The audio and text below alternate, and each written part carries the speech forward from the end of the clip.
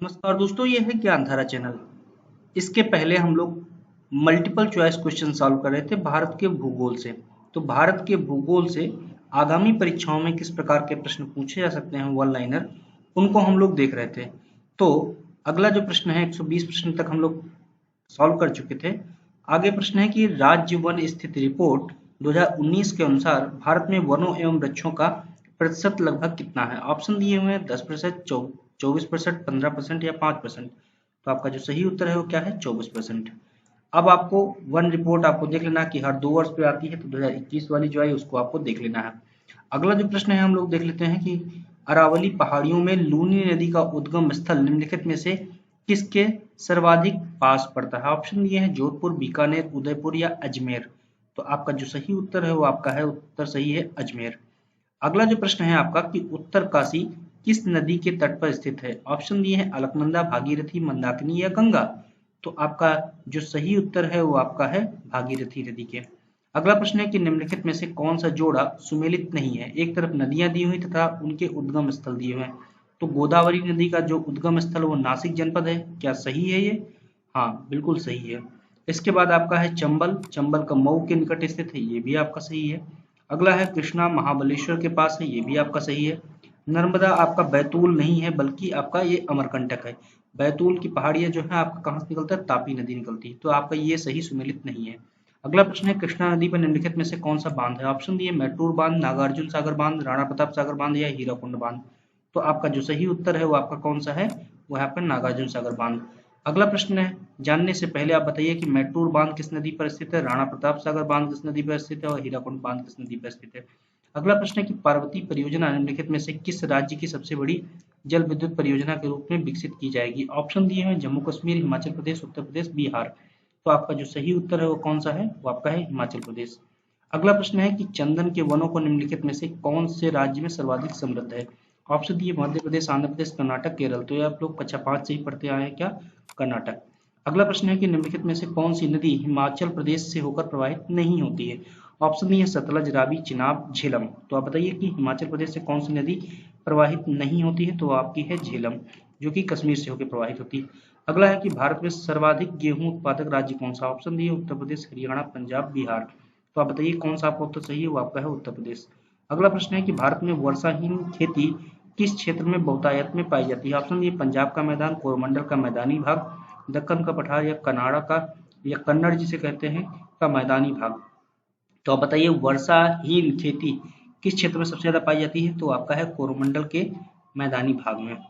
अगला जो प्रश्न है हम लोग देख लेते हैं कि 1991 में गढ़वाल का भूकंप किसका परिणाम था। ऑप्शन दिए हैं वलन, आवलन, भूस्खलन, भारत के प्लेट के का चीन की प्लेट के नीचे का घर्षण। सही है? तो आपका जो सही उत्तर है वो आपका है भारत के प्लेट का चीन की प्लेट के नीचे घर्षण, जो यूरेशियाई प्लेट है उसका। अगला प्रश्न है कि निम्नलिखित में से कौन सा समूह, राज्य समूह 2011 की जनगणना के अनुसार 2001 से 2011 की अवधि में सर्वाधिक जनसंख्या वृद्धि अंकित की गई है। ऑप्शन दिए राजस्थान, गुजरात, महाराष्ट्र, तमिलनाडु, महाराष्ट्र, गुजरात, महाराष्ट्र, गुजरात, केरल, नागालैंड, सिक्किम, मणिपुर। तो आपका जो सही विकल्प है वो आपका है राजस्थान, गुजरात, महाराष्ट्र। ओके। अगला जो प्रश्न है कि यदि कोई व्यक्ति पश्चिम से पूर्व की ओर चले तो मार्ग में 4 नगरों का सही क्रम निम्नलिखित में से कौन सा होगा, मतलब वेस्ट टू ईस्ट जाना है। ऑप्शन दिए हैं अजमेर, दरभंगा, सिलचर, कोहिमा, आनंद, राजकोट, धनबाद, एजोल, या फिर सूरत, वर्धा, राउरकेला, भड़ोच, या फिर गुलबर्गा, पंढरपुर, कोट्टागुड़म और विशाखापट्टनम। तो ये प्रश्न आप तभी सॉल्व कर सकते हैं जब आपको इसकी अक्षांशीय स्थिति का अंदाजा हो या देशांतरी स्थिति का अंदाजा हो। क्योंकि पश्चिम से पूर्व कहा गया तो सबसे पहले आपको देशांतर देखना है। सबसे पहले देखना किस राज्य में है, राज्यों के क्रम अनुसार उनके देशांतर से देखने हैं। तो आपका जो सही सीक्वेंस है वो कौन सा है, सबसे पहले अगर वेस्ट से चले तो अजमेर है, फिर दरभंगा, फिर सिलचर, फिर कोहिमा है। अगला प्रश्न है नीचे दिए गए ग्राफ पर ध्यान दीजिए तथा यह ग्राफ निम्नलिखित में से किस नगर के तापमान और वर्षा को अभिव्यक्त करता है। एक तरफ जो है सबसे नीचे जो है एक्स एक्सिस उस पर दिए हुए हैं आपके महीने दिए हुए हैं, और वाई एक्सिस पे एक तरफ जो है आपके तापमान दिए हैं तथा दूसरी तरफ आपके जो है वर्षा दी हुई है।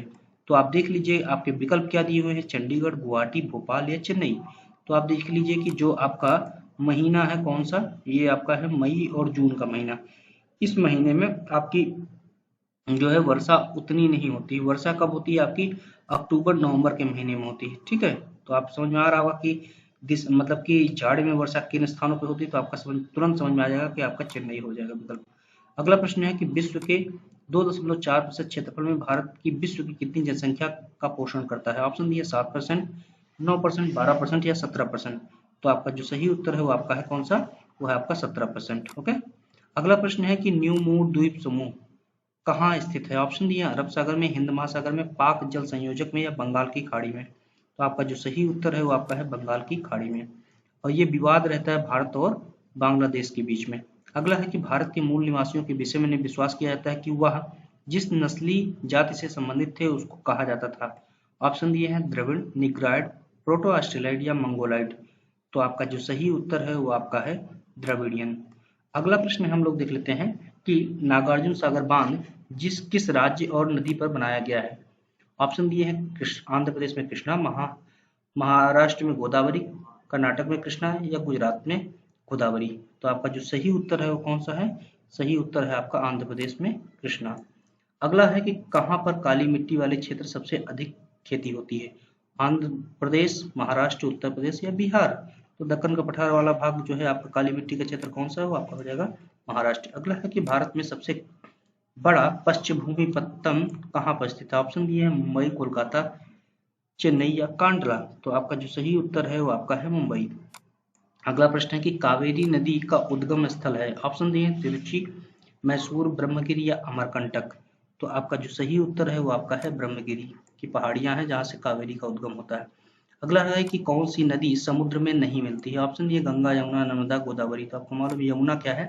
वो गंगा की सहायक नदी है, जाके उसमें मिल जाती है। अगला है कि मानसून निवर्तन से अधिकतम वर्षा कहाँ होती है? ऑप्शन दिए हुए हैं मुंबई, दिल्ली, चेन्नई, कोलकाता। तो आपका जो सही उत्तर है वो आपका है चेन्नई। अगला प्रश्न है कि भारत में सबसे ताजे पानी की झील वुलर झील किस राज्य में स्थित है? ऑप्शन दिए जम्मू कश्मीर, हिमाचल प्रदेश, असम, बिहार। तो आपका सही उत्तर है जम्मू कश्मीर।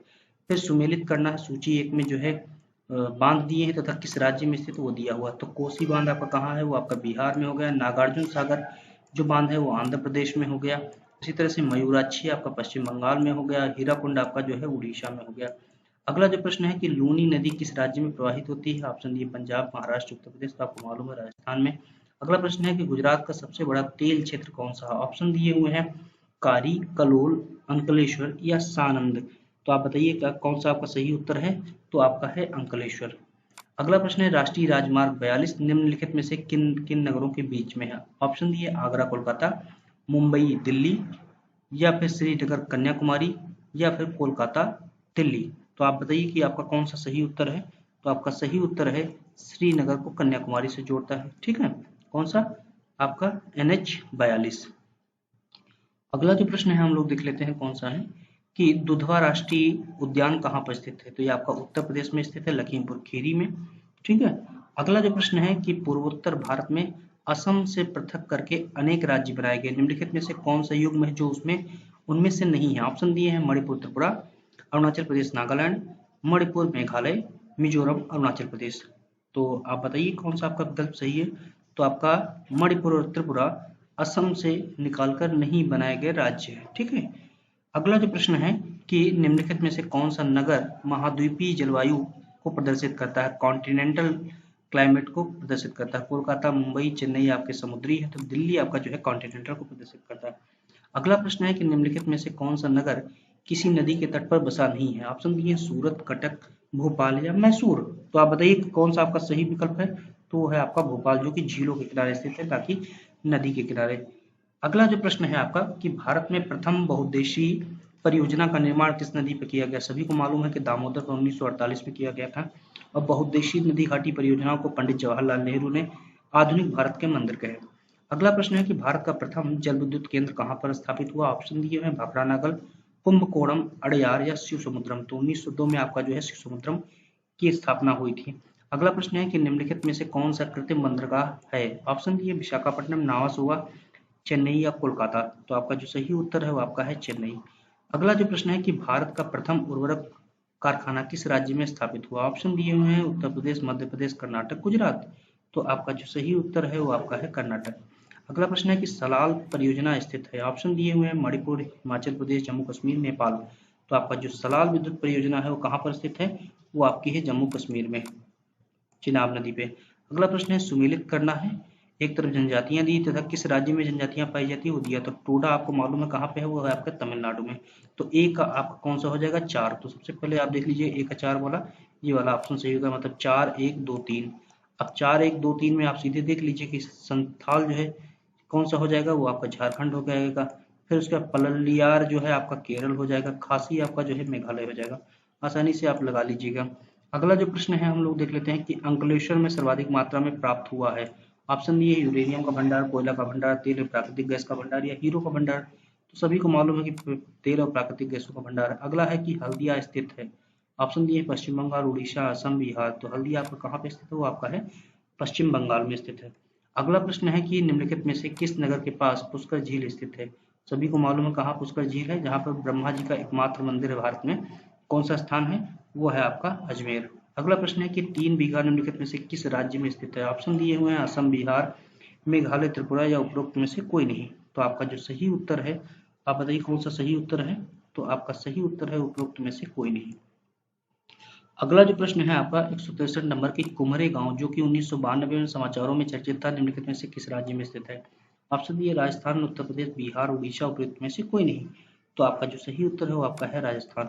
अगला प्रश्न है कि भारत के किस केंद्र शासित प्रदेश में साक्षरता सबसे अधिक है। ऑप्शन दिए दादरा नगर हवेली, पुडुचेरी, लक्षद्वीप या दिल्ली। तो सबसे ज्यादा साक्षरता आपकी कहाँ पर स्थित है, वो आपकी है लक्षद्वीप में। अगला प्रश्न है कि निर्माणाधीन बाण सागर परियोजना किन 3 राज्यों के बीच में स्थित है। तो बाण सागर परियोजना आप बताइए कि किस नदी पर स्थित है, वो आप मुझे बताइए। मैं आपको उत्तर बताता हूँ कि किस राज्य में स्थित है। तो वो राज्य है आपके उत्तर प्रदेश, मध्य प्रदेश और बिहार। अगला जो प्रश्न है हम लोग देख लेते हैं कि सूची 1 को सूची 2 से मिलाना है। एक तरफ सूची में स्थान दिए हुए हैं, मतलब ऊंची चोटियां दिए थे, वो किस पर्वत श्रेणी की ऊंची चोटियां हो दिया हो, ऊटी, कोडाईकनाल, धूपगढ़, गुरशिखर।